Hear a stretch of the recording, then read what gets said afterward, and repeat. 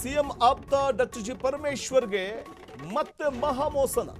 ಒಬ್ಬ ದಲಿತ ನಾಯಕ ಪರಮೇಶ್ವರ್ಗೆ ಮತ್ತೆ ಮಹಾಮೋಸನ.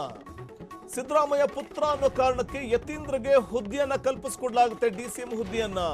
ಮತ್ತೊಂದು ಕಡೆ ಖರ್ಗೆ ಸಿಎಂ ಸ್ಥಾನದ ಮೇಲೆ ಆಸೆ ಇತ್ತು, ಆದ್ರೆ ಅವರಿಗೆ ಸದ್ಯಕ್ಕಂತೂ ಅವರನ್ನ ಸಿಎಂ ಸ್ಥಾನದಲ್ಲಿ ಕುಳ್ಳಿರಿಸೋದಕ್ಕೆ ಹೈಕಮಾಂಡ್ ಒಪ್ತಾ ಇಲ್ಲ. ಹಾಗಾಗಿ ಖರ್ಗೆ ಅವರ ಸಮಾಧಾನ ಪಡಿಸೋದಕ್ಕೆ ಪ್ರಿಯಾಂಕ್ ಖರ್ಗೆ ಅವರಿಗೆ ಡಿಸಿಎಂ ಸ್ಥಾನವನ್ನ ಕೊಡ್ಲಾಗತ್ತ. 2 ಬಾರಿ ಕೆಪಿಸಿಸಿ ಅಧ್ಯಕ್ಷರಾಗಿದ್ದ ಪರಮೇಶ್ವರ್, ಈಗಲೂ 100ಕ್ಕೂ ಹೆಚ್ಚು ಶಾಸಕರ ಬೆಂಬಲ ಇದೆ ಪರಮೇಶ್ವರ್ಗೆ. ಹಿಂದೆ ಡಿಸಿಎಂ ಕೂಡ ಆಗಿದ್ರು, ಹೈಕಮಾಂಡ್ ಮಟ್ಟದಲ್ಲೂ ಪ್ರಭಾವಿಯಾಗಿದ್ದಾರೆ ಪರಮೇಶ್ವರ್.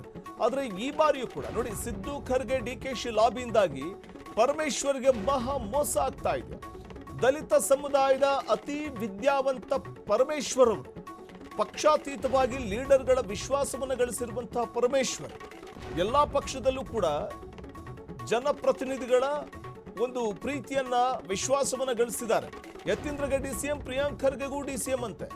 ಸಿದ್ದರಾಮಯ್ಯ ಪುತ್ರ ಅನ್ನೋ ಕಾರಣಕ್ಕೆ ಯತೀಂದ್ರಗೆ, ಖರ್ಗೆ ಪುತ್ರ ಅನ್ನುವಂತಹ ಕಾರಣಕ್ಕೆ ಪ್ರಿಯಾಂಕ್ ಖರ್ಗೆಗೆ ಡಿಸಿಎಂ ಸ್ಥಾನವನ್ನ ನೀಡಲಾಗುತ್ತೆ.